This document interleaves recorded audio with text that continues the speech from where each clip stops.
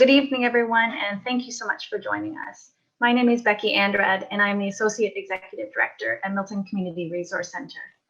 THRC is pleased to welcome you to our second virtual presentation and interview with Dr. Deepika Lobo and Catherine Mills from Halton Region Public Health Department. As we get started this evening, I invite you to take a moment to look around you, out your window, at something nearby that connects you to the land we are on, or to close your eyes and reflect. As we connect with the land, we take a moment to recognize those who have lived on and care for it for time immemorial. We recognize that this is the traditional territory of the Haudenosaunee, the Huron and Wendat, and is more recently the treaty lands of the Mississaugas of the Credit First Nation. Indigenous people had, and continue to have, a deep abiding relationship with the land, water, and all living creatures. We recognize that we are all treaty people and extend our gratitude to be living and working on this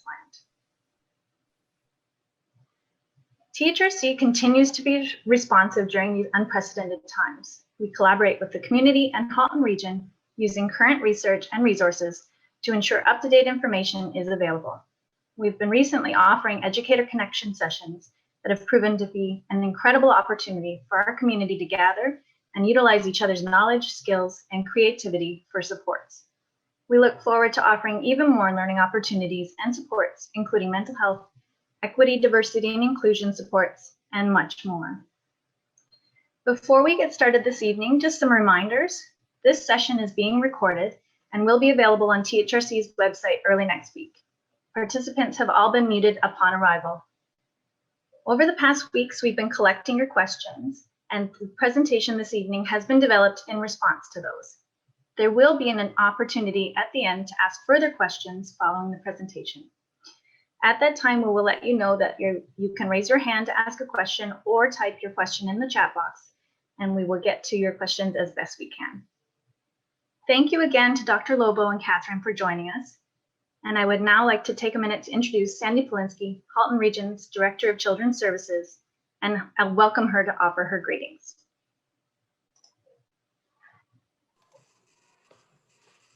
Thanks, Becky. I'd also like to say a thank you to everyone for joining us this evening, and a thank you to the Halton Resource Connection for coordinating tonight's session. I'd like to also thank Dr. Lobo and Catherine for joining us this evening. I know how busy you are, and so glad you could be here this evening to provide some additional direction and clarity regarding the newest guidelines for childcare, as well as the current state of the pandemic. When Premier Doug Ford declared the state of emergency on March 17th, 2020, I am sure none of us would imagine that we'd still be in this situation over 1 year later. I've reflected on that lot lately. It's affected us all personally and professionally, and I have heard from several operators about the impact that it has had on you, on your organizations, and your staff. I would encourage each one of you attending this evening to share your ideas or suggestions with me or my team regarding how we can support the sector. It's important for us to hear with you. And with that, I'd like to say a special thank you to Brooke Hyatt from Today's Family, who brought forward the suggestion for tonight's webinar. So thank you, Brooke, and I hope you find the answers to the questions that you have. Over the last 12 months, the health and safety guidelines for childcare and early years have changed numerous times. Centers and operators and home-based agencies have had to update their policies, retrain staff, and reorient families over and over again. And I want to say a thank you for being nimble, for being quick to adapt and change, as you have had to do several times this year. I recognize that COVID-19 is tiresome. Some of you may be experiencing pandemic fatigue, and that we are all seeking a more normal world. I know that you are doing your best to stay vigilant, to follow the health and safety guidelines, and to minimize the spread of COVID-19. And I hope that tonight's presentation will help clarify any questions that you have and help you feel more confident around the most recent guidance. I'd also at this time like to say a special thank you to all of you who are attending this evening. To the ECEs, supervisors, and childcare staff, thank you for the work that you do every day. I know you are all doing your best under very difficult circumstances to keep the children and families of Halton Region safe and well cared for. I know I speak for many when I say how much we as a community value your resilience, your resourcefulness, your strength, and your passion as you have navigated the unprecedented challenges that you have faced this past year. Thank you. At this time, I would like to formally introduce Dr. Deepika Lobo, Associate Medical Officer of Halton Region, and Catherine Wills, Manager of Outbreak Management. We look forward to hearing from you, and I welcome you, and we'll turn today's session over to you. Thank you.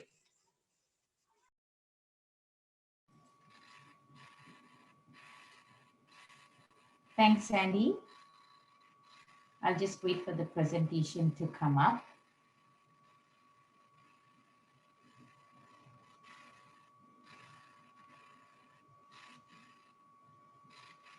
Okay, so good evening, everyone.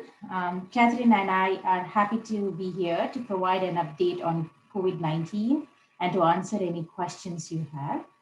I will start us with providing an epidemiology of COVID-19 currently in Halton region and some updates on COVID-19 vaccines. And then Catherine will go over COVID-19 considerations in childcare centers. Next slide, please.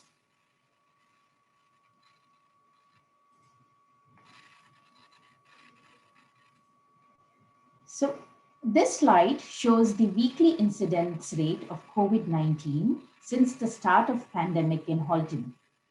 The line is in green, and neighboring health units in shades of gray. The weekly incidence rate is the number of new cases in that week for every 100,000 people living in the health unit. You can see that Halton has consistently had a lower incidence rate compared to Peel, Toronto, and York, but has generally been very similar to our neighboring health units such as Peel, Hamilton, and Wellington, Dufferin, Guelph. While this can be viewed as a success to our adherence to public health measures, the important factors that likely underline our lower incidence rate may be our higher socioeconomic status in Halton region, fewer industrial businesses in the region, and lower population density in our region.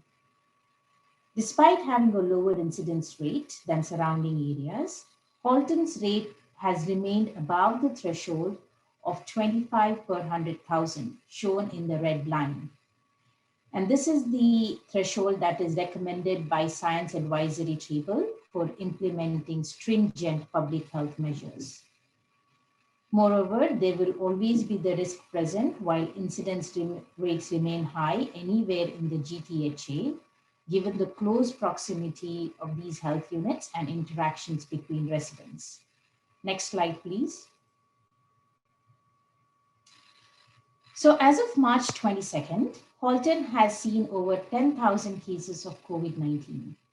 This includes 320 cases that are active and sadly, 200 deaths.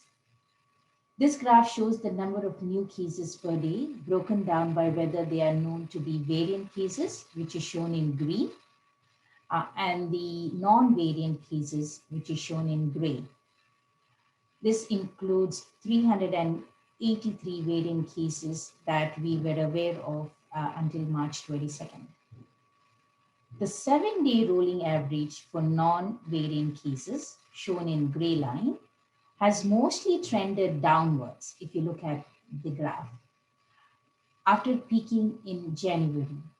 However, the 7-day rolling average for our variant cases, which is shown in green, has been steadily trending upwards throughout 2021.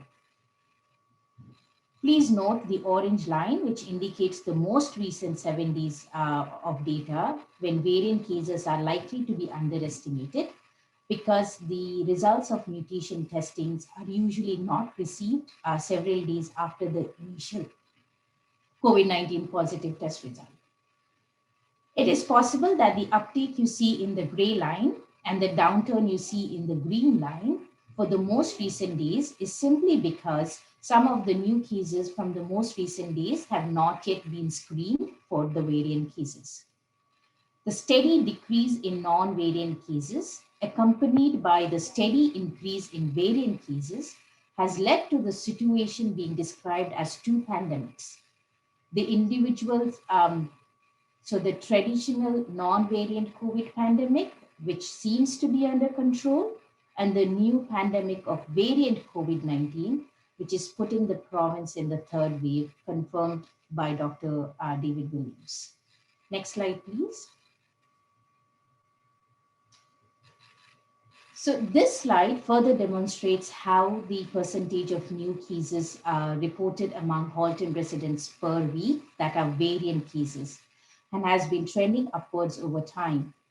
In early January, almost no new cases were reported in a week that were confirmed or likely to be variant cases. By the week starting March 14, the figure had risen to 36% of cases were variant cases. This graph also shows that doubling time since January 1st is about 1.7 weeks. So it takes just 1.7 weeks for the number of variant cases to double, whereas it takes around 12.6 weeks for the non-variant cases to double. And I'll go in brief about variants shortly. Next slide, please.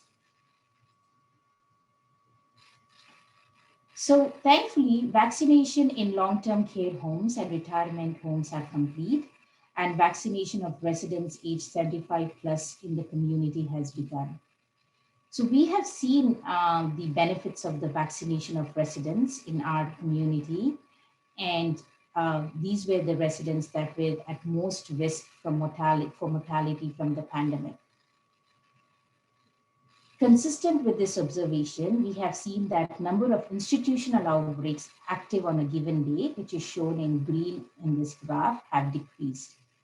So the number of Halton institutions, so long-term care home, retirement homes, and other congregate living areas where vaccination has been provided, are experiencing a lower number of outbreaks.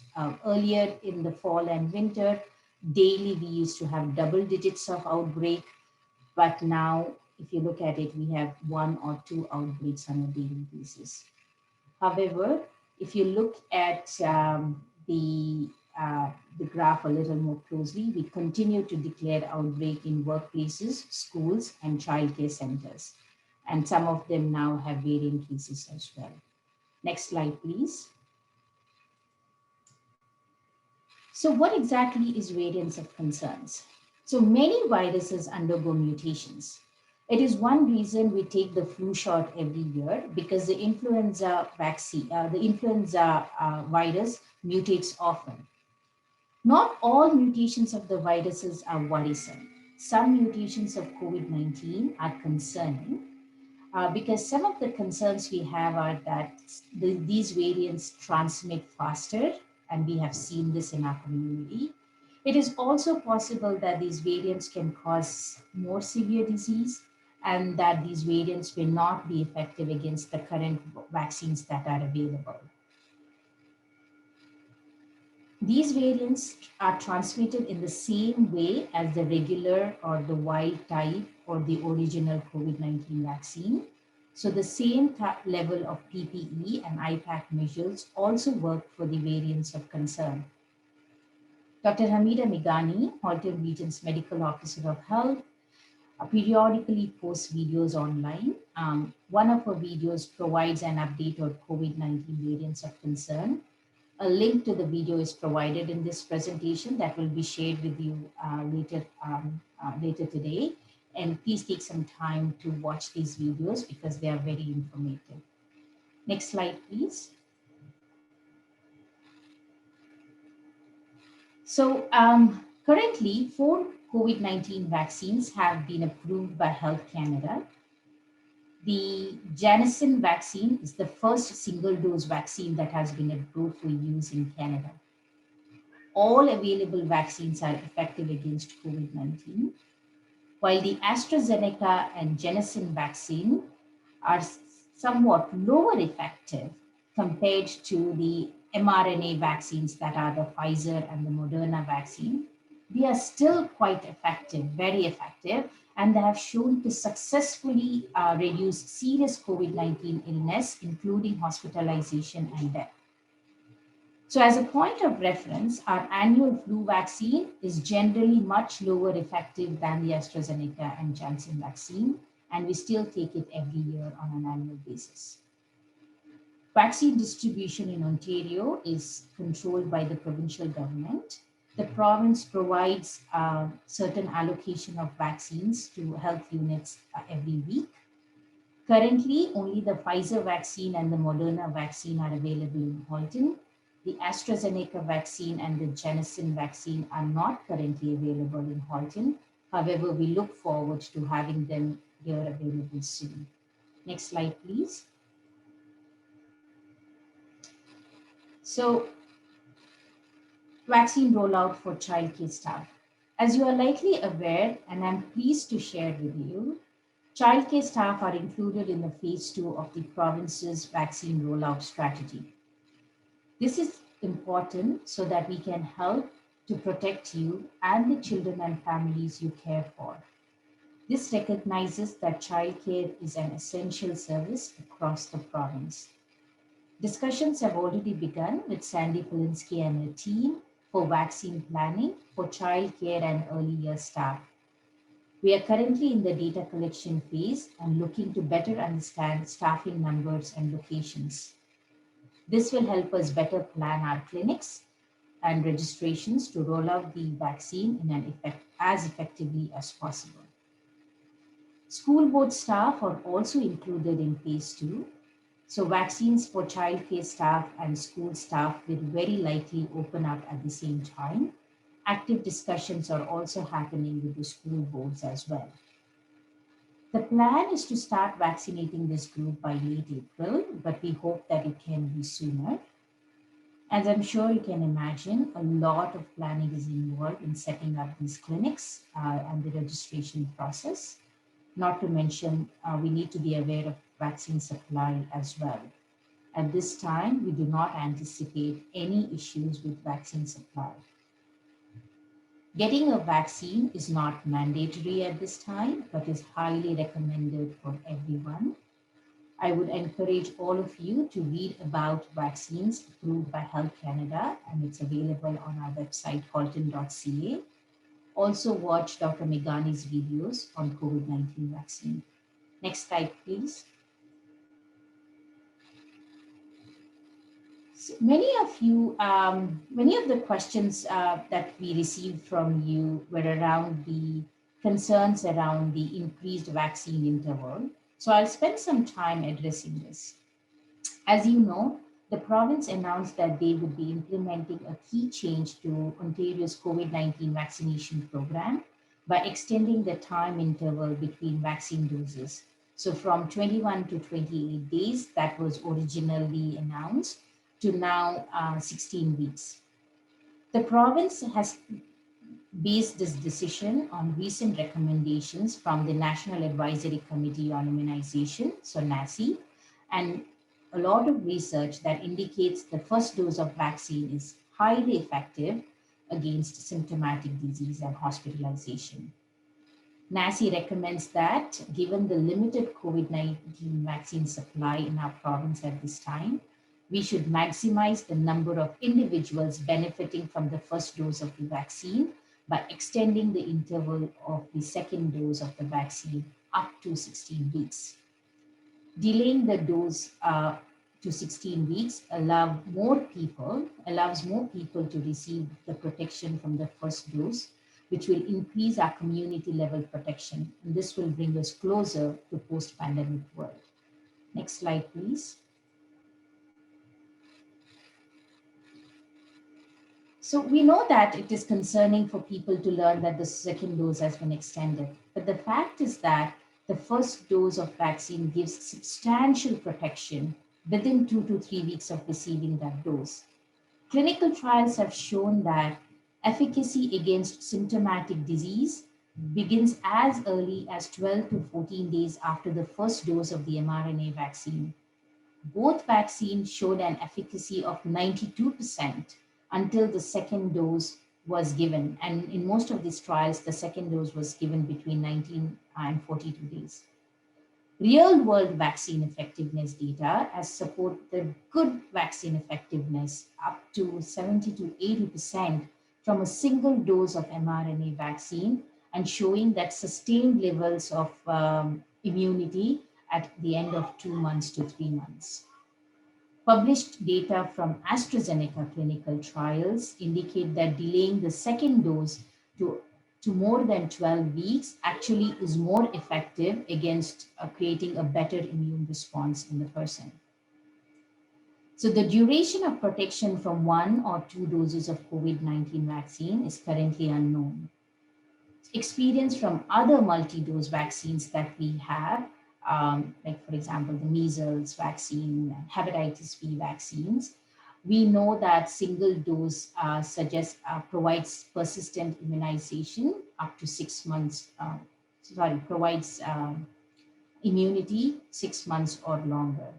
So we still have to get this data from COVID-19 vaccines. Next slide, please.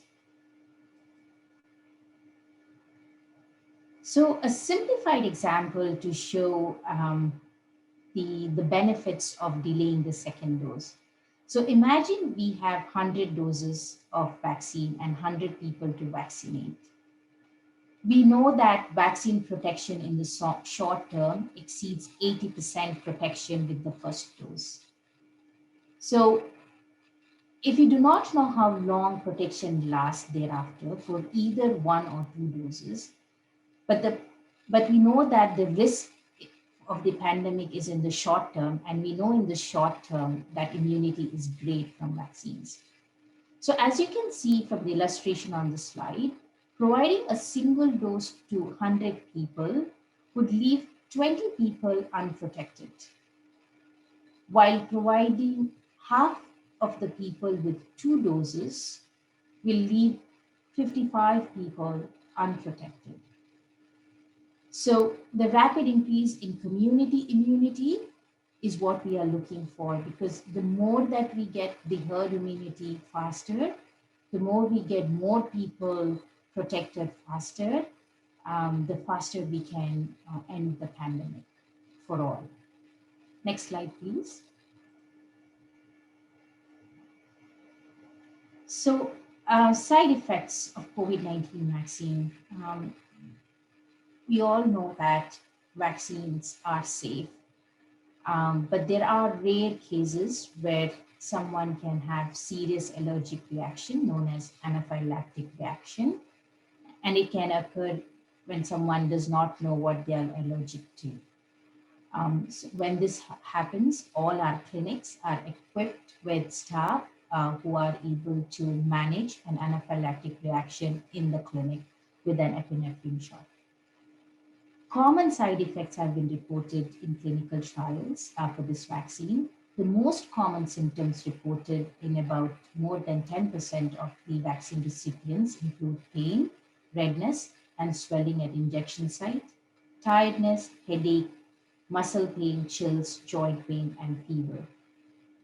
Though these don't last very long, some of them can mimic COVID-19 symptoms, and therefore we will have to put out some direction to staff when they start receiving the vaccine on how to differentiate. It's hard to differentiate, but some guidance around what needs to be done when you develop symptoms when you get the vaccine.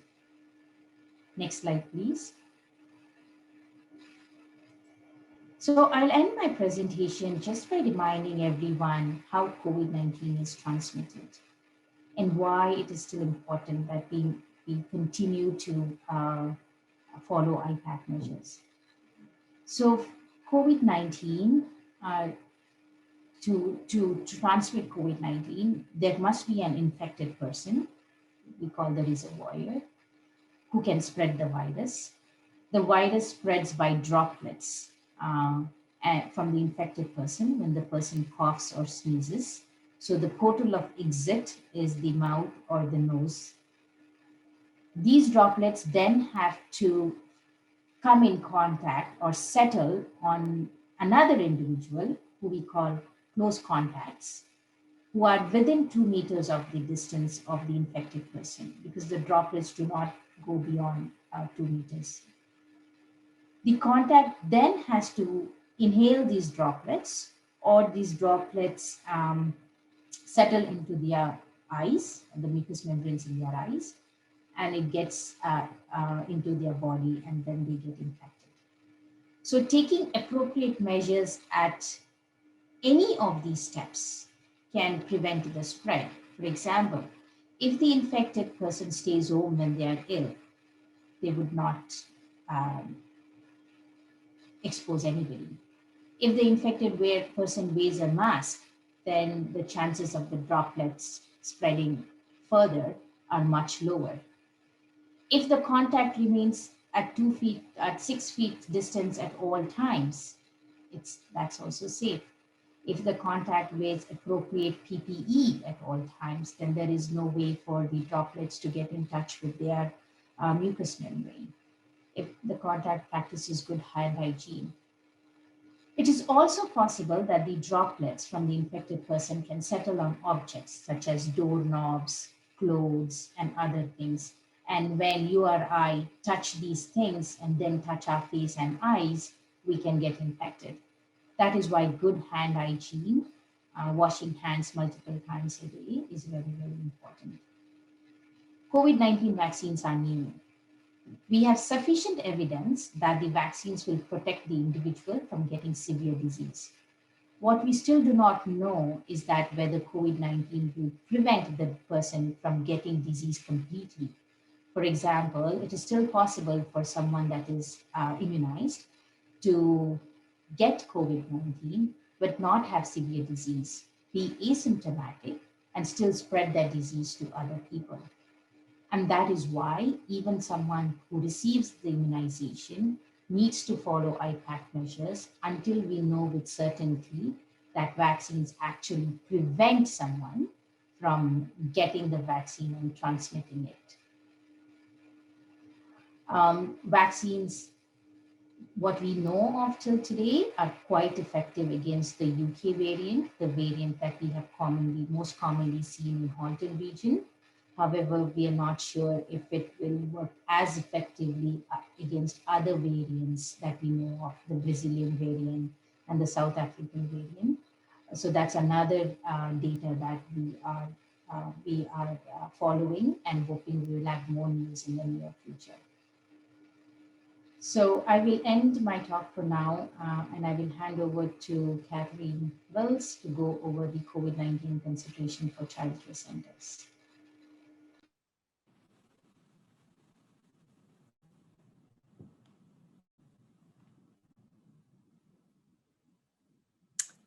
Hello, everybody. Next slide, please. And I'll be taking over the next half of the presentation. So considerations in childcare centers. I hope I answer many of the questions that many of you submitted. So next slide, please. So we'll start with the screening requirements. So each day, parents and guardians are to attest to the results of the COVID-19 school and childcare screening tool. We do ask that parents complete that screening tool every day of the week, including on weekends. And you may wonder why we would have parents do that on weekends when their children aren't coming to childcare. And that's because if they complete the tool on the weekend and their child had symptoms, they should not be coming to the childcare on Monday. So it is important that parents know that information. Licensees and before and after school providers are required to validate the results for their staff, any other visitors, and students completing post-secondary placement. So when we say validate, for those specific folks, we're asking that they see proof or that they provide daily confirmation. In home childcare settings, providers, as well as the residents of the home, must screen themselves daily.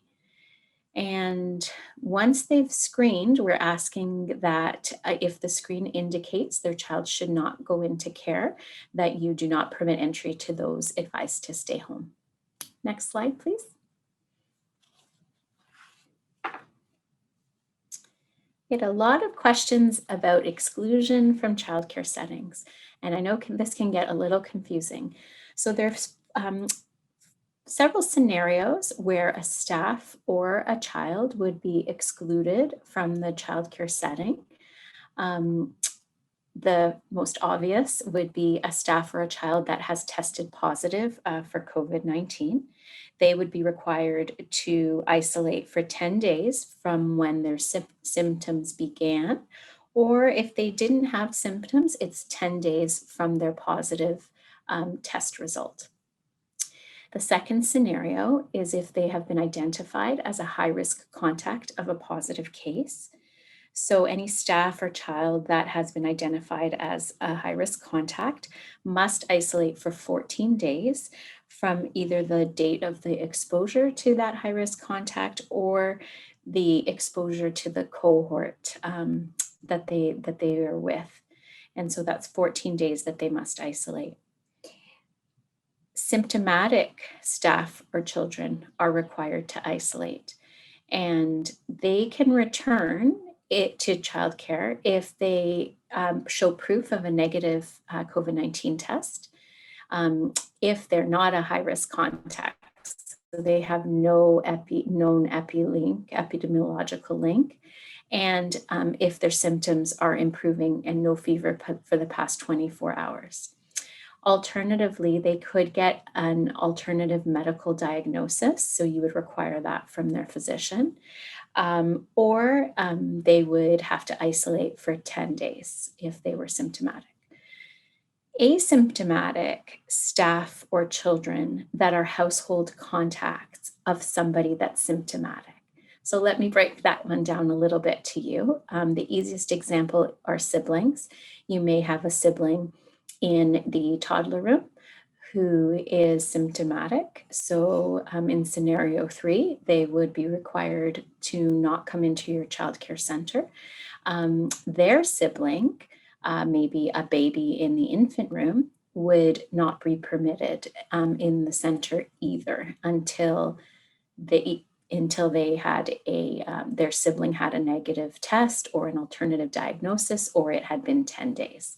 So even though the baby has no symptoms, because they're a household contact of the symptomatic sibling, they are not allowed to come to childcare. The only exception with household contacts is this last statement we have at the bottom. If an asymptomatic high-risk contact, not a case, is isolating in the home, the other siblings in the home or household can attend school or childcare as long as their sibling or remains asymptomatic. As soon as the other household contact becomes symptomatic, that changes and fits into scenario 3. You may have questions about all this, but we can ask them at the end. But I hope that was fairly clear. Next slide, please. Just one slide about testing. I feel like we're all very familiar with testing at the moment, but testing, it continues to be recommended for anyone with new or worsening COVID-19-like symptoms. There are some questions about people that have been positive COVID cases in the past. And what happens in those scenarios is they can test positive for a few weeks to a few months post COVID. And so we just recommend in those cases that if they have to be retested and they come up positive again, Public Health will do an assessment to determine why the person was tested and look at the entire scenario. Widespread asymptomatic testing is not recommended by Public Health at this time, but Public Health, we would arrange for more widespread asymptomatic testing if needed, and we'd only do that if it was part of an ongoing outbreak investigation. Next slide, please. I'm just going to review IPAC measures, and I feel like you guys are probably getting to be experts on these, but there were a couple questions. So these are the 4 sort of main IPAC areas that we want to attend to in childcare.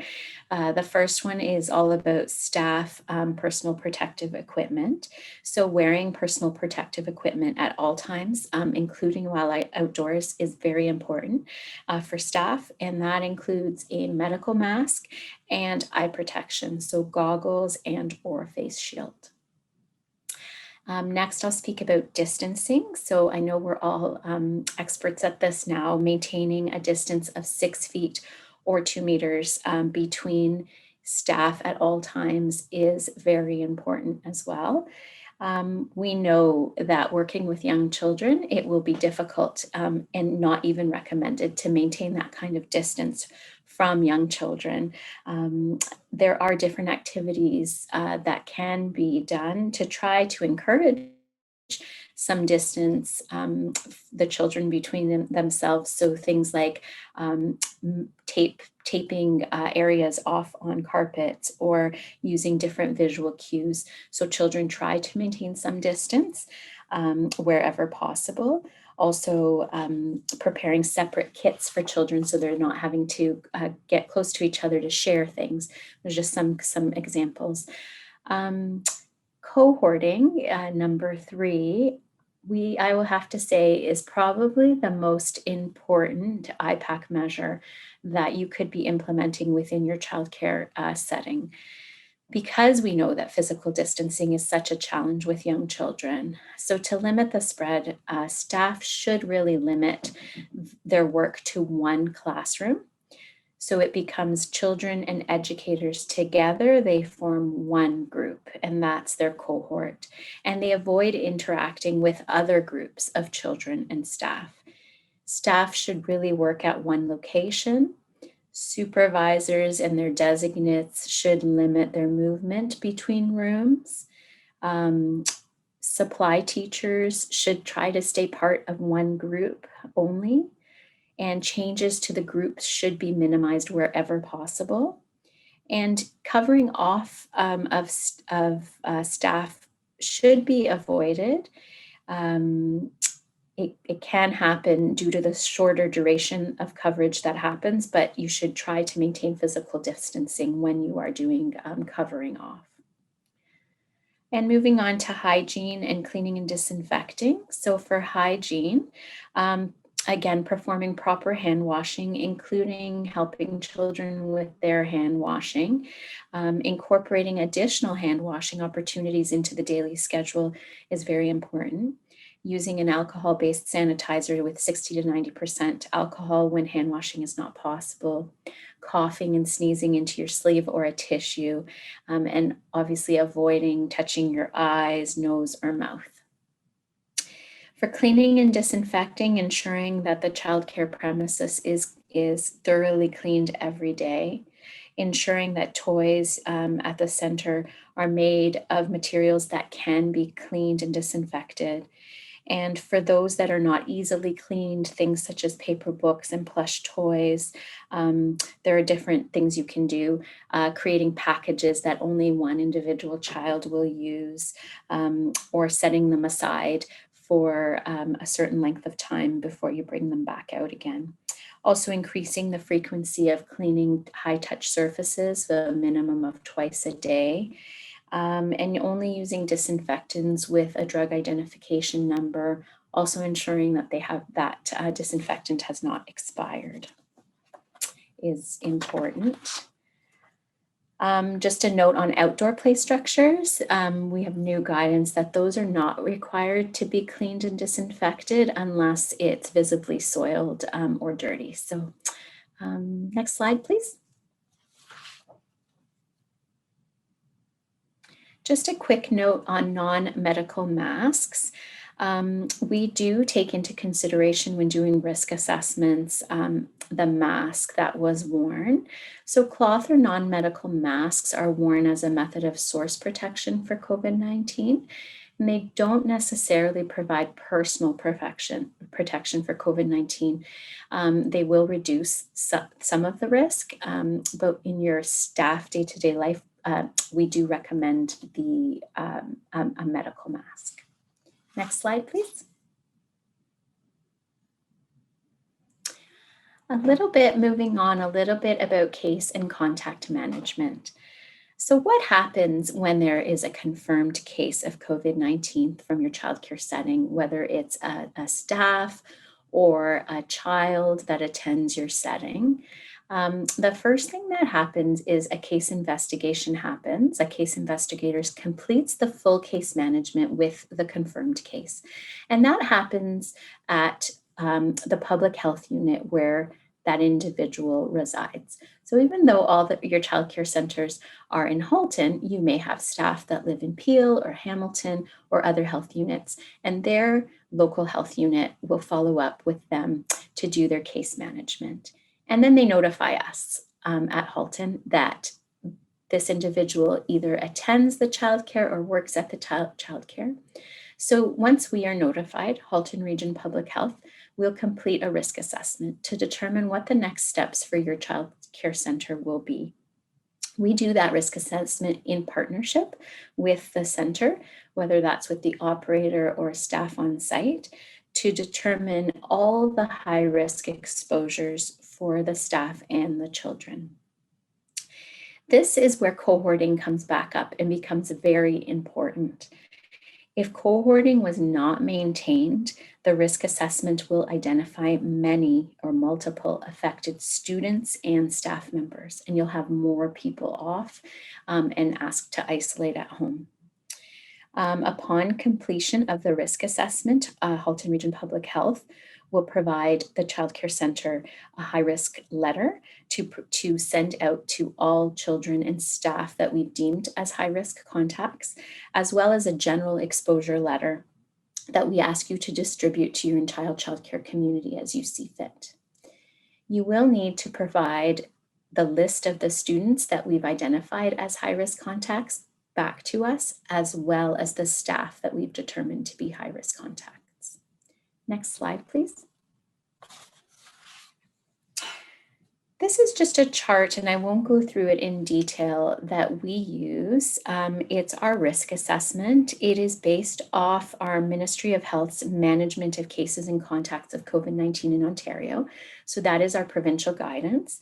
It considers for high risk and low risk exposures, the physical distancing that was in place, the personal protective equipment that was worn, and the duration of the exposure to the positive case.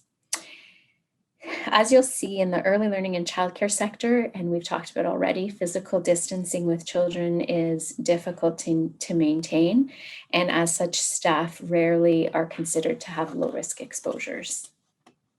Next slide, please. This here is a matrix that we've created at Halton Public Health that also helps us to identify who would be high risk and who requires further assessment. So as I've already mentioned, a full risk assessment would be completed by Public Health in collaboration with the childcare center operator or staff. We also do many consults with our supervisors, myself, and our other manager, Nicole Russell. And anytime there's any queries, we ring up Dr. Lobo to help us out as well. Things we consider when completing the risk assessment is, as I've already said, the cohorting of the children and the staff. Other roles that staff may have, other areas they may have been exposed, other than just the classroom, things like where they take their breaks, where they eat their lunch, what they do during setup and takedown of the day, who they drive to and from work with. Next slide, please. If the child is a case, Typically, we request that everyone in their household are high-risk contacts and must isolate. If the child is considered a high-risk contact, they must isolate, and if they can be separate from their family with one other adult in their home as much as possible. As long as the other high-risk contacts in the home, they remain asymptomatic, the others in the home can attend work or school or childcare and then otherwise stay home. When there is a high-risk exposure and you are identified as a high-risk contact, I've already mentioned it's a 14-day isolation. We ask that they isolate from others in the household if at all possible. Obviously, a small child would need a parent to isolate with them. We ask that they get tested immediately if they do become symptomatic. And if the test is negative, we say consider retesting at day 10. If they are asymptomatic, we ask that they get tested after 7 days of the exposure. Even if they receive as a high-risk contact a negative test result, they must continue to isolate for 14 days. You can't test out of isolation as a high-risk contact. Next slide, please. Dr. Lobo did an amazing job talking about vaccines, and I think she did mention that our provincial guidance has not changed at this time, and your vaccination status doesn't affect whether or not we would assess you as a high or a low risk exposure, and also does not change how we would manage a high risk contact, so you would continue to need to isolate. Next slide, please.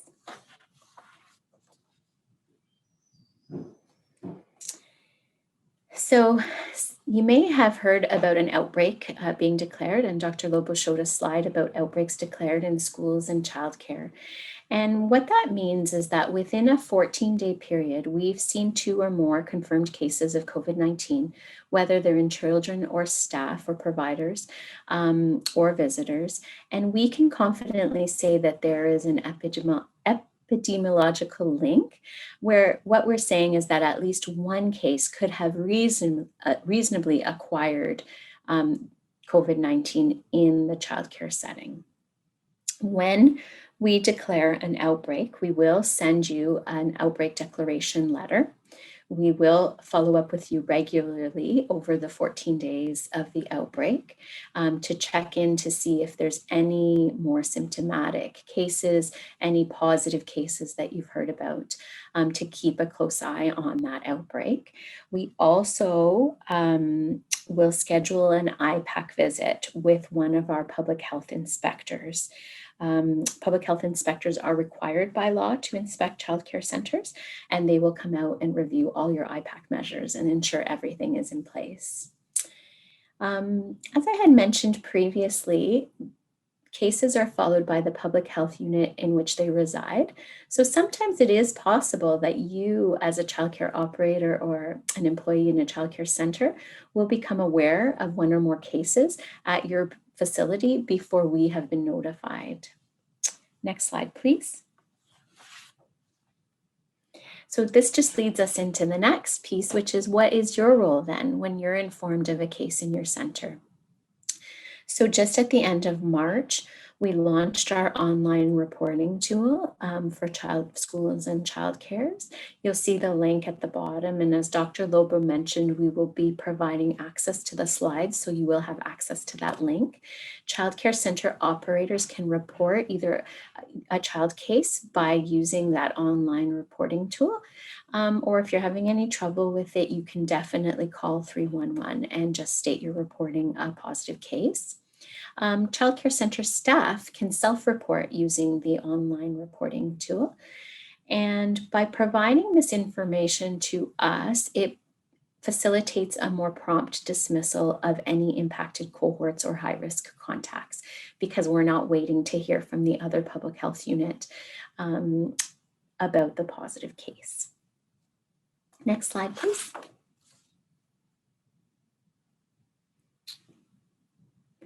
So as Deepika had already discussed, the variants of concerns continue to spread across Ontario, and they are firmly in our Halton community. And we are in the third wave of this pandemic, and it's even more important than ever right now that we follow public health measures. I know we are all familiar with these. Vaccinations will be an important tool in our fight against COVID-19. It'll help people fight the virus and make symptoms milder if they do in fact get COVID-19. However, until we've all received the vaccine, we must continue to follow these 4 public health measures: staying home, maintaining physical distance, washing our hands, wearing our mask. These have all been proven to reduce the spread.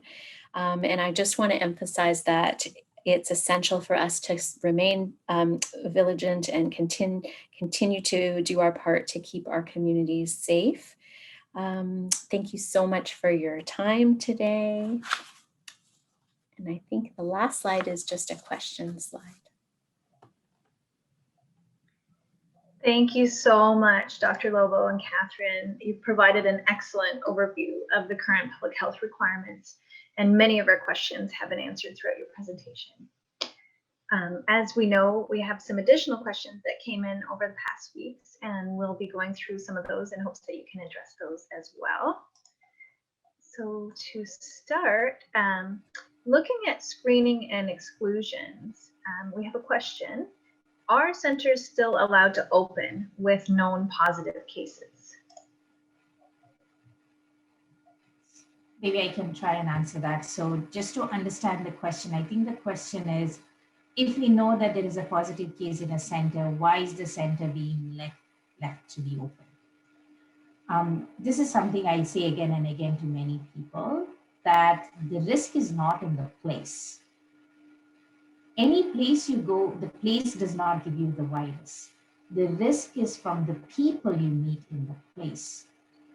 So once we become aware of a case in a facility, could be any facility, and we have isolated the case, isolated known close contacts of that case, and done a decent, does not have to be deep clean, but a decent cleaning of the high-touch surfaces, that area is no longer an area at risk. So that is why very rarely do we close a facility because of an outbreak, because once we take out the cases and the contacts, the place itself is no longer a risk. Thank you. And in regard to the vaccine, do we know, or what rather is known about vaccinating babies and young children, as we know they can also develop serious cases of the virus as well? Yeah, that's an excellent question. I think on the slide that I provided, you will be aware that all the vaccines currently have only had clinical trials in adults 18 years and older, and those are the adult groups that they are approved for currently. There are trials currently undergoing, happening for vaccination between 12 and 16 or 18 age group. So they are doing trials in that age group. Babies and younger toddlers I don't think we will have a vaccine, an approved vaccine for them in the near future. They might have to be done on a case-by-case basis in consultation with the pediatrician. But again, it will not be an approved vaccine for that age group. So we wouldn't know what are the risks and benefits. So the pediatrician will have to have very good rationale for giving an unapproved vaccine in that age group. So it is better for us to create a net around the babies and around our toddlers and immunize people that we can and improve the herd immunity or community immunity. So we protect the babies by protecting or by immunizing everyone that will be potentially around these people that we cannot immunize. Excellent, thank you. In regard to PPE, there has been some discussion around clear or see-through masks. Can these be used instead of the typical medical or non-medical masks? So a lot of questions about masking. I think we have also had questions around 2 or 3 layered masking and clear masks and a lot of questions about masking. I think the simple answer is that a mask should be complete with no holes, with no say openings between the stitches. It needs to be a fully sealed piece of cloth which fits very snugly around your face and your nose. So it has to fit snugly around your nose, around your mouth, and your chin. So so the mask is able to hold in all the droplets that a case or a source is potentially going to put out when they cough or sneeze. So it does not matter then when you're using a clear mask, as long as that mask has been well stitched or well sealed, and it still fits snugly on your face. And maybe I'll also answer the 2-layer or 3-layer question. So a lot of media out there around 2 layers, 3 layers, 4 layers. So laboratory studies have shown that more the layers, I think it's common sense too, the more layers you put, the very likely chance you are that things won't filtrate to it or won't penetrate through it. But we also have to be very conscious or very vigilant of these things could also potentially harm our breathing, right? So we have to be like, at what point is 2 layers better than 3? Is 3 better than 4? Then is 4 better than 5? So, and also it also depends on what material we are using to make these masks. Like, cotton is different from silk, which is different from I don't know, terry cotton, from no other materials coming to my mind now, but there are different kind of fabrics. So it depends on what kind of fabric we use as well. So, and PHO and Public Health Agency of Canada are looking into this. They will probably, hopefully, provide some guidance around it soon. But if I was to give an opinion from a public health perspective, a good mask would be a 2 or a 3-layered mask made of cotton material. Some of them have filters, but a good 2 or 3-layered mask that fits snugly. That is the most important, that it fits you well, it's comfortable, but fits snugly, would be a good mask to wear. Excellent, thank you. Another question about PPE. Is it required to wear masks when staff are in the center and they're in the room setting up before the children arrive? I think yes, and I think Catherine can answer this as well. So there are 2 reasons you wear a mask, right? So I think not 2 reasons. So the main reason someone wears a mask is for source protection. So it is not a personal protective equipment. At least the non-medical masks are not PPE. Medical masks are PPE. So a medical mask can also stop droplets from coming through the mask to you, whereas most of the face coverings or the non-medical masks that we wear are, while they can stop some of the droplets coming to you, they can't stop them all.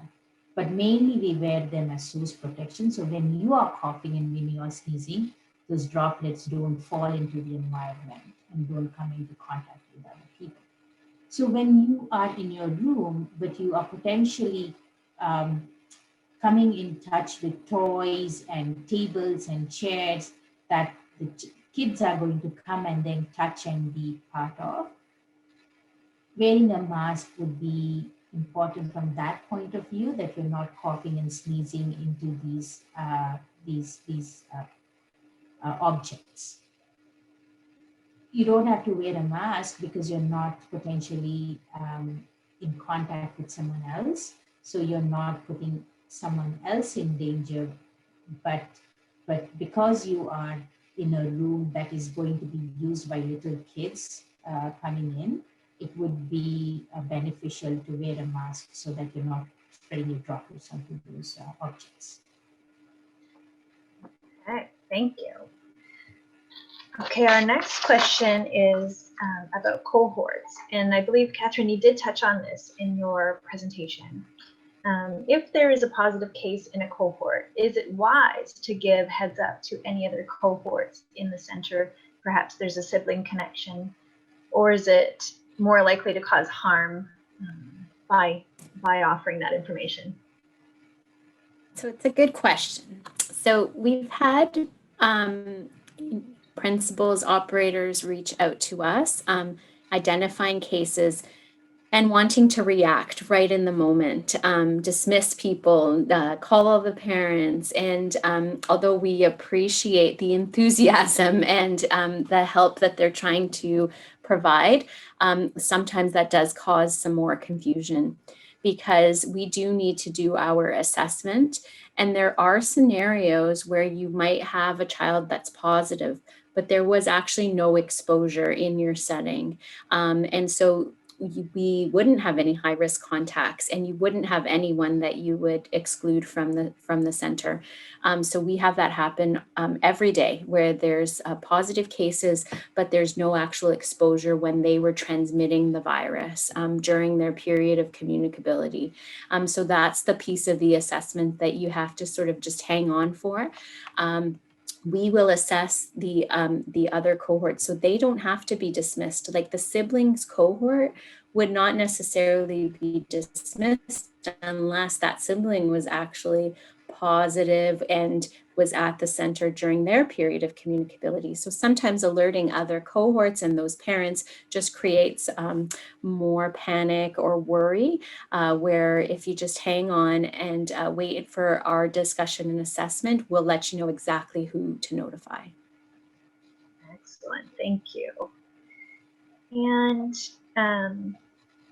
in regard to the classroom environment, is there a way that soft materials can be implemented or used in a safe and healthy way? I think Catherine touched on it.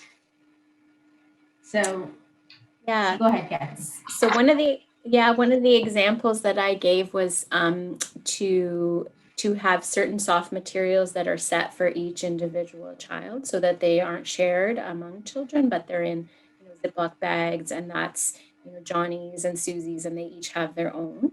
That is one way. If there's plush or things like that, that can be used by a child, and then they are put aside and laundered or washed. All of that would happen. Books, things like that, they can be set aside for 24 hours and then brought back into the environment.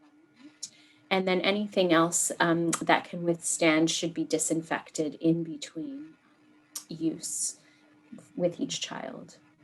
So I think just to add to that, we do not know for how long, with certainty, how long the virus can live on a surface, because it depends on the material of that surface. Like it could, the virus can last as less as 6 hours if it's very dry, because it depends on the humidity in the room. It depends on the ventilation in the room. It depends on the type of surface. Was it very porous? Was it not? So it's very hard with certainty to say how long a virus can live or be viable on the surface. That being said, we have come across very few cases where we can truly say that this transmission happened truly from touching something or through fomites. Like fomites is any inanimate objects, like touching a doorknob or touching poles. Majority of our transmissions are from direct contact. So as long as we are being a little vigilant, like for example, we know books are typically safe after 24 hours.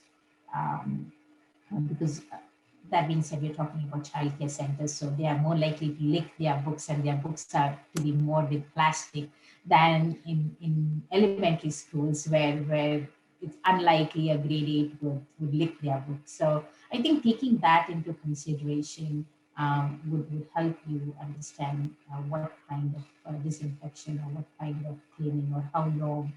Keeping for 7 days is what we have heard would be the most safest way to make sure that the virus is not lasting. So keeping them away for 7 days would be one option, but cleaning and disinfecting would be the best IPAC measure.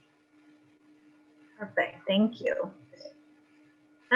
Another question about singing, because with children, it's such an important part of the day at times. So if staff are wearing all of the required PPE and have the appropriate physical distancing in place, can singing happen indoors or outdoors? The most cliche answer, it depends. I think it depends on a lot of things. So when we talk about these IPAC measures in school, especially in a childcare setting, and Catherine spoke to this, we have to acknowledge that it's quite hard with little kids. So for me, from a public health perspective, cohorting would be the best way to limit the spread. All these measures that we do, we cannot provide a zero risk environment. And if we are striving to provide a zero risk environment for our kids and for our staff members, we will fail because it will adversely affect the mental health of a lot of people. What we are trying to do is reduce the risk of transmission to as much as we can and realistically possible. So even so singing, we know loud singing is very likely for droplets to spread.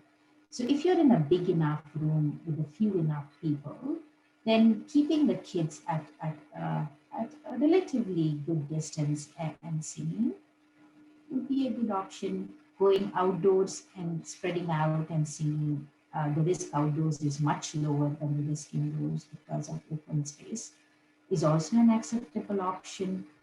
But maintaining the cohorting would be important, because if there was to be an exposure, your individual IPAC measures will help you from not getting the disease, but how we treat you as a high-risk contact would still then limit to that cohort.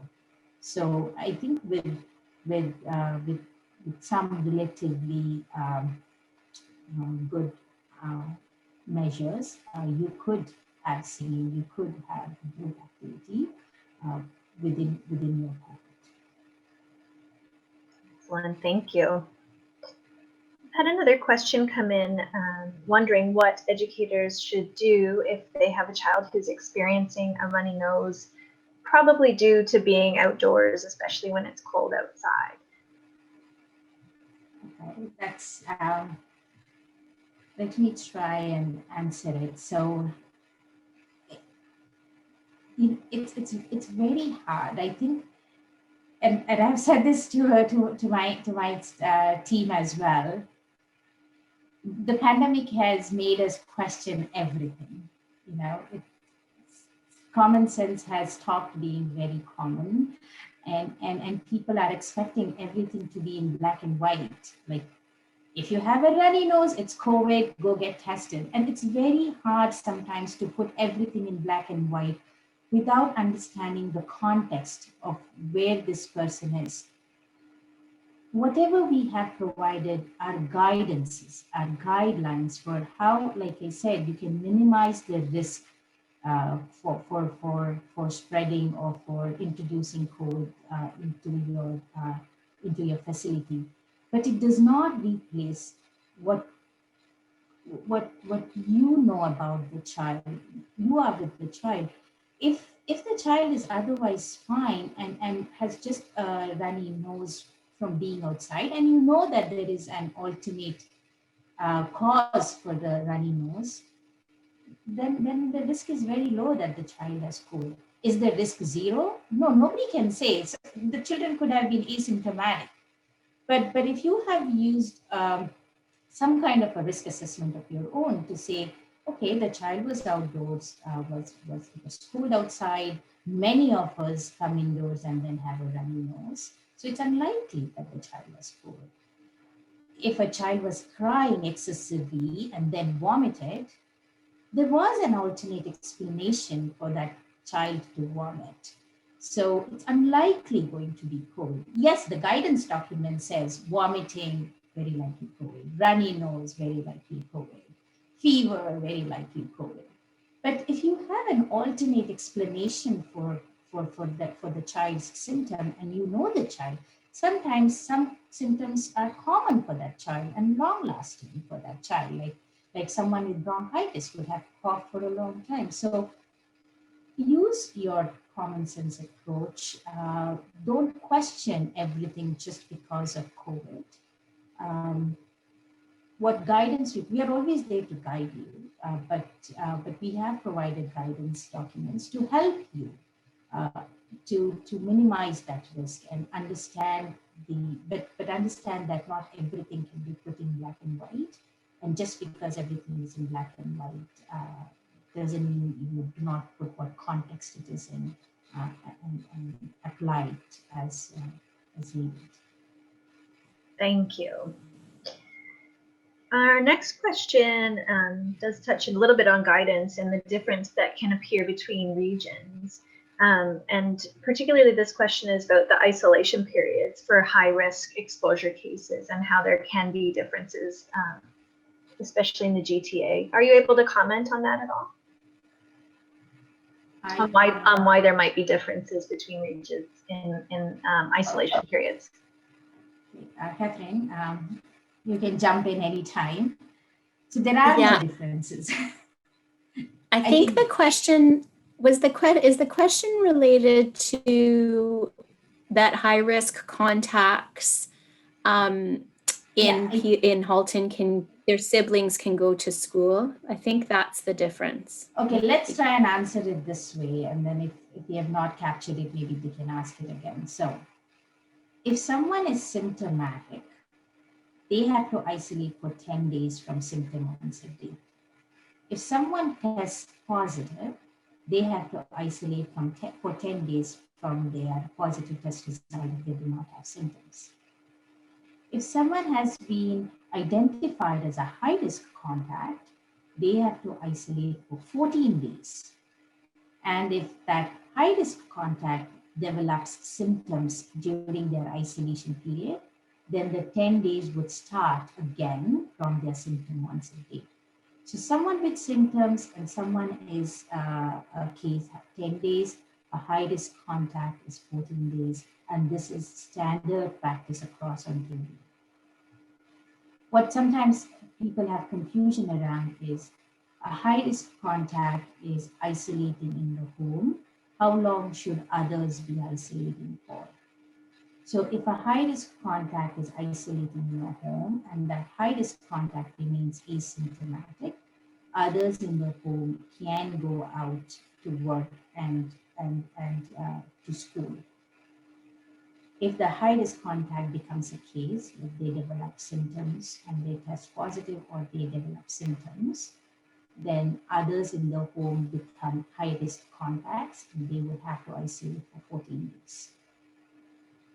I hope that is as clear, I think, as black and white as I can put it. but every time there will be some circumstances and public health will make that decision. Catherine's team will make that decision based on some other context. But this would be basically what we do. Perfect, thank you. We have another question, from a participant who feels that there is more attention given to preventing the spread of COVID in schools and less focus on childcare. Are you able to comment on that at all? I think Catherine can speak to it because her team. Based on my team, we put as much love and attention into preventing and managing in schools as in childcare. We My team works as closely with childcare operators and staff as they do with the school boards. We are taking this opportunity here today to be with you all. We see the value in both sides, the early learning and childcare.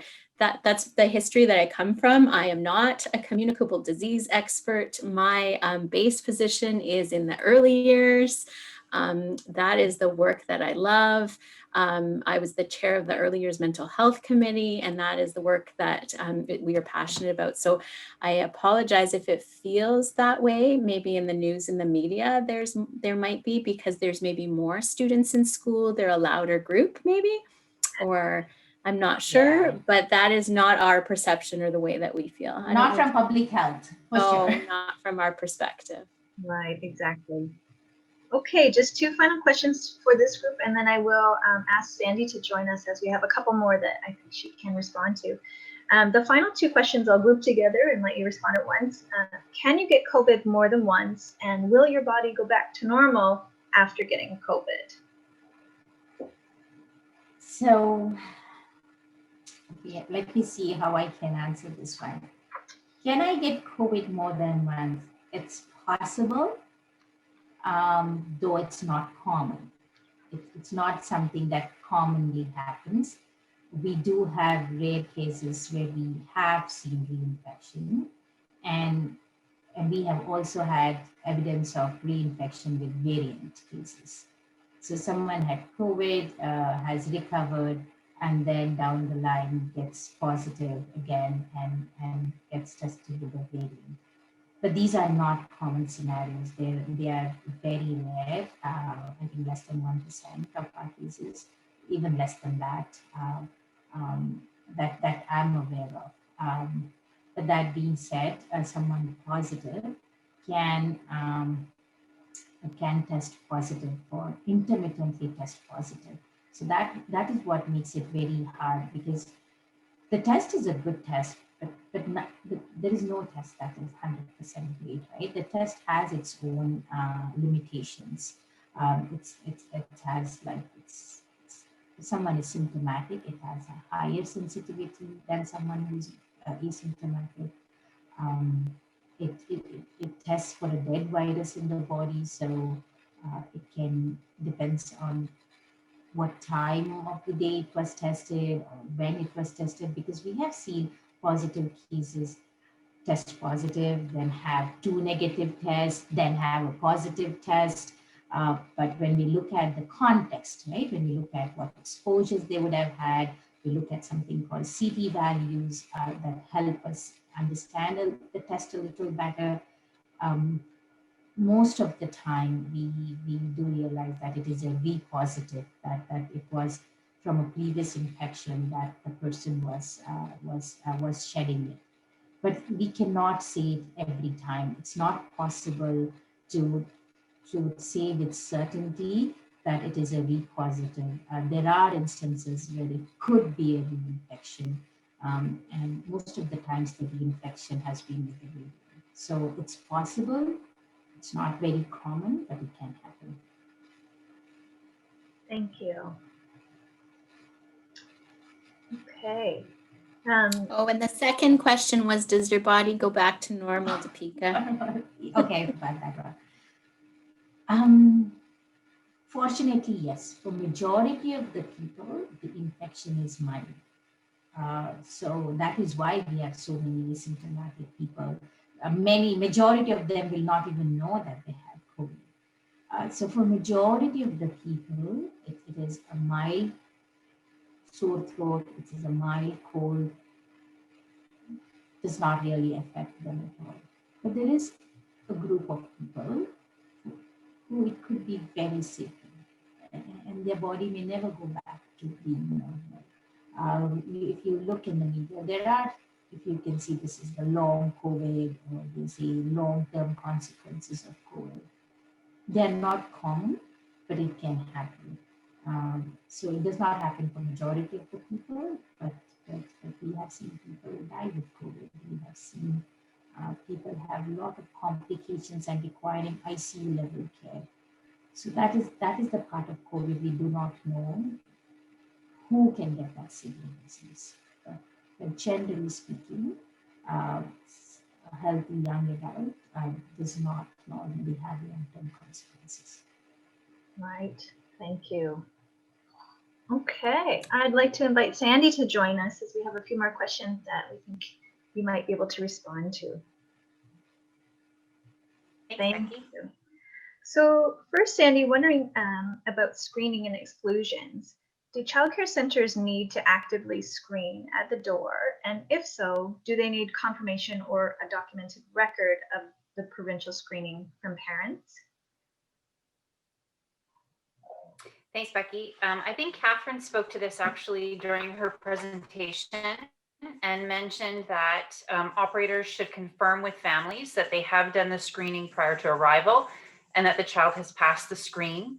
But they are required to validate the results for visitors, staff, and placement students. So either see a copy of that validation, but to actually validate that that pass has taken place. And there was a question about, do we need to use the provincial tool? And I would just remind everyone that the screening criteria has shifted quite a bit over the course of the past year. And for that reason, effective practice is to use the provincial screening tool so that you can align with the criteria. Can someone use their own platform that's based on the provincial screening tool? You can, absolutely, but you need to do your due diligence to ensure that it aligns with the provincial requirements. And like I said, with all of the changes, it would be far easier to use the provincial tool. Right. Another question, a preschool that typically runs both morning and afternoon programs pre-COVID, there's a question about if cleaning occurs in between programs and staff are wearing appropriate PPE, can the afternoon program be run with different children? So you can run a before and after program. So preschools that used to pre-COVID run a morning and an afternoon can continue to do so. You have to clean and sanitize the room and all equipment in between the groups. It's also recommended, though, that you would use different staff for morning and afternoon to maintain that cohort that both Catherine and Deepika have talked about. If you don't, and there is a positive case, you are risking that both cohorts would need to be dismissed. Right. Okay, and another question about the classroom environment. Are carpets allowed in program? Ooh, I didn't get that one in advance. I think you can use carpets. You can use your carpets, but you do need to make sure that you clean and sanitize them properly. I do think they discourage use as much as possible, but with appropriate cleaning procedures, you absolutely can. Great. What about adding sand back to an outdoor sandbox? Is that now something that can happen? It's a good one, especially with this great weather we've had over the last week or so, right? Who's loving the sunshine? So as you know, group sensory play activities are not allowed right now. And as Catherine talked about, you can do sensory activities that are child specific. So you can have that tool of sensory materials for individual children and make it available to them and have their name on it. In a large outdoor sandbox, it would be very difficult to do that as a single child use station. So with that in mind, if you can't make it single child use, it must remain closed. Thank you very much, Sandy. Okay, being aware of the time, we do only have a few minutes left. So at this point, if there are any additional questions from the audience and participants, we'd ask that you use the raise your hand feature, and we will do our best to call on you in order. So give a moment for anyone who'd like to raise their hand. Vicky, I thought there was one question about fogging, and I think we didn't include it. Whether fogging can be used, like a fogging machine can be used for disinfection. So you will have to look into the fogging from the supplier and what it can be used and what it cannot be used for. But what minimum is required for fogging is that the material should not be solid. So I don't think fogging can replace um, cleaning and the regular cleaning and disinfection that is required, but you could use fogging as an additional measure because the surface needs to be clean and unsoiled for the fogging to work effectively. Excellent. Thank you for that. Jen, did we have anyone who has raised their hand? Yes, I do. I have Nadia. Great. Nadia, please go ahead. Hello. Hi there. Yeah, hi. I have questions too from Dr. Lobo.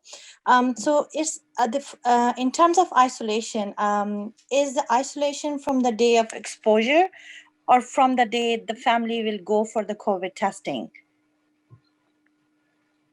Okay, I would have to answer it in many ways because you have to take into consideration the context, right? So typically the isolation happens from the time you know that you could potentially have COVID. So the minute you start developing some symptoms, isolate immediately and start isolating. In a cohort setting, we now, because we have had a lot of secondary cases in the cohort, we now dismiss for 14 days from class dismissal day. So for example, if there has been a case in the cohort and got tested, but we were notified only 2 or 3 days later, we dismiss the case for 14 days from the time we are dismissing the cohort. That is because the case would have already infected someone else in that cohort, and there would have been secondary cases that we will come to know about later. And then invariably, we have to extend the time of exclusion. So once we exclude everyone for 14 days, it's a good, nice 14-day break. So then we call it 14 days from class dismissal. So it depends on what exposure you had, how much exposure you had with the case.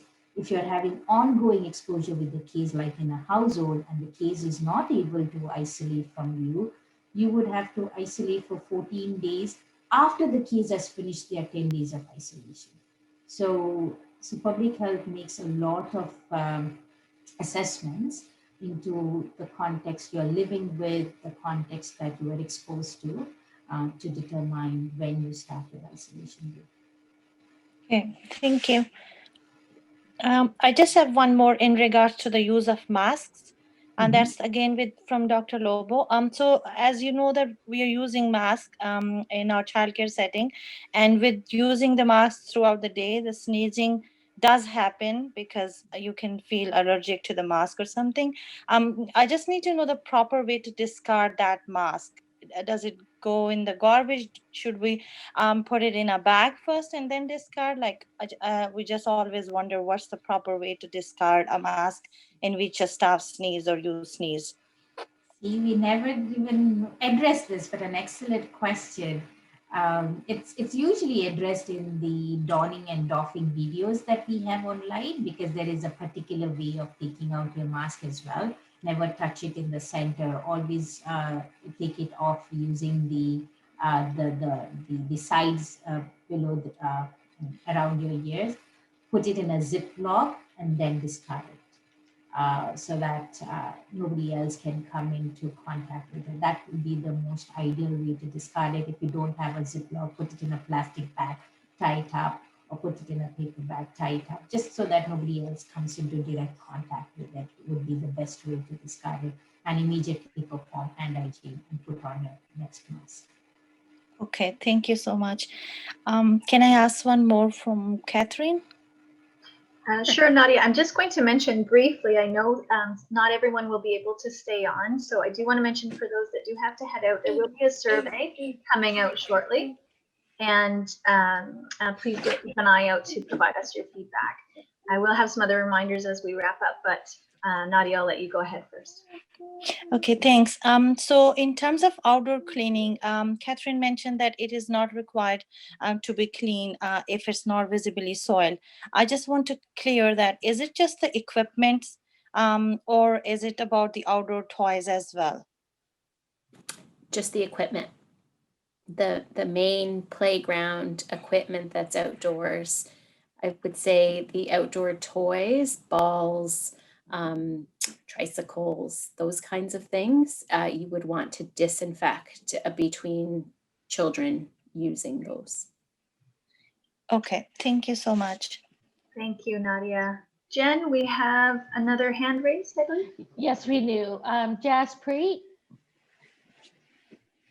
Thank you. Jaspreet, please go ahead.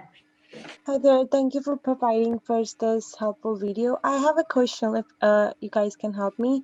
So for example, if somebody is negative and have been found as a close contact, if we get tested before 7 days and they don't have any symptoms like after, so they need to get retest again. Like I've seen that you say it's considered like it's compulsory or not. So nothing is mandatory. Oh, okay. It's all recommended, but from public health. But individual organization can have policies and make some things mandatory.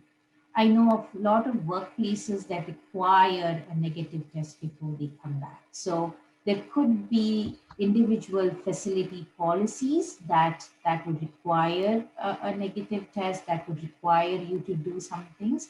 But from a public health perspective, if you are a high risk contact, we recommend that you get tested at least once. And if you're going to go for that one test, do it after day 7 of your exposure. Between day 7, day 10 would be the most ideal to go because it has passed the average incubation period of 4 to 5 days. And if you have a test result, we are still within the 14-day period. If you test positive, we can do something. Test any time that you become symptomatic.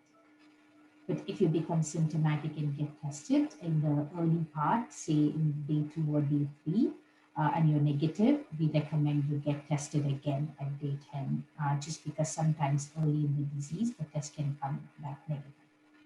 So our recommendation is to get tested at least once as a high-risk contact, highly recommend it. But if you're symptomatic, get tested immediately. Oh, okay. Can I just say something?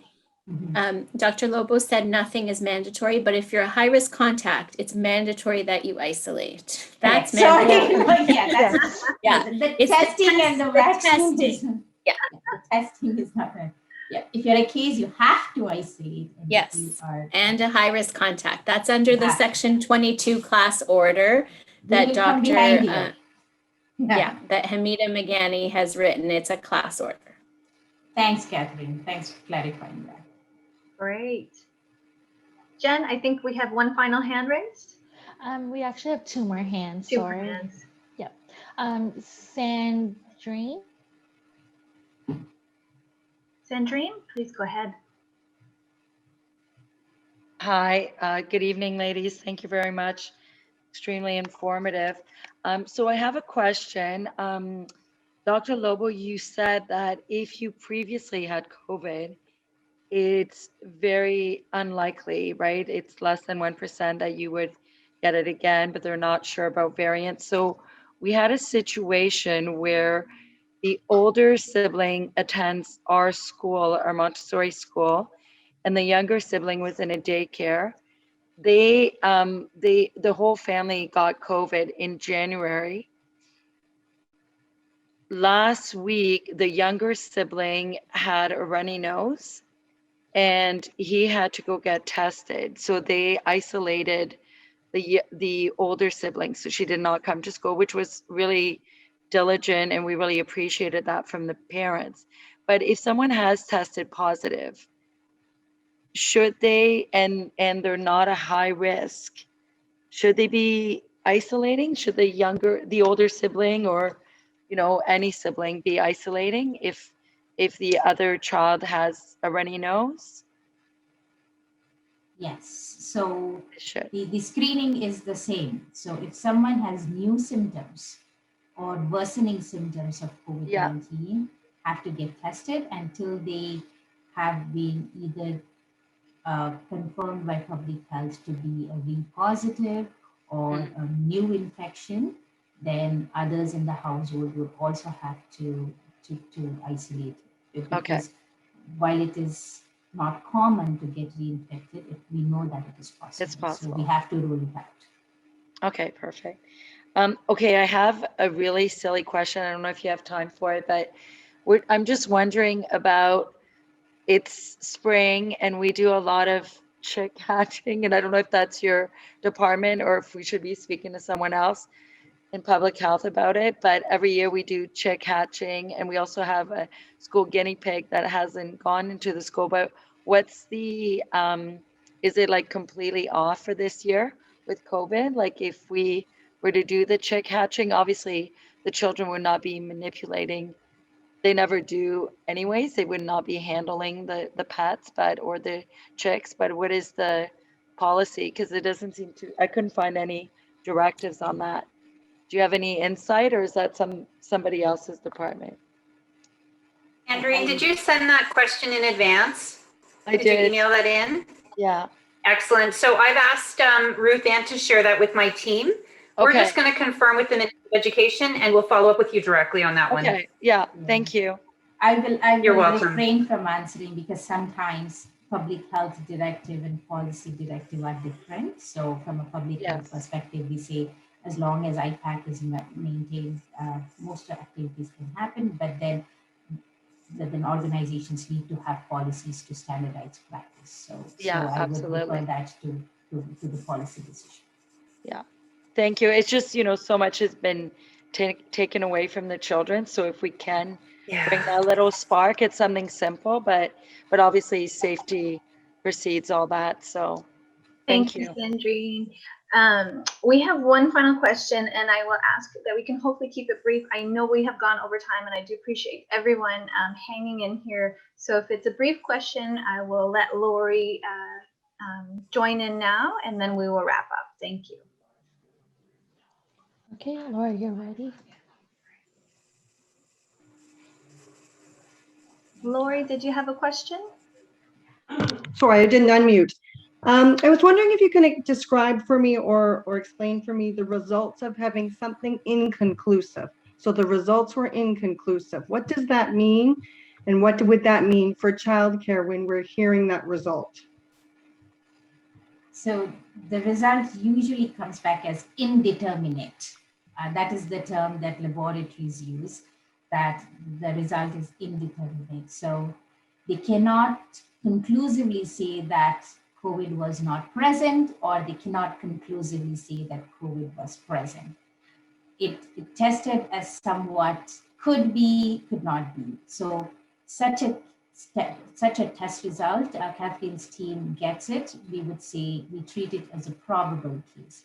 So for all purposes, we take a conservative approach and say very likely this is a probable case, and we treat it as a probable case and ask that person to go for an immediate retest. And if the retest is negative, and taking into consideration the circumstances or why the person got tested in the first place, we make a decision based on that second test.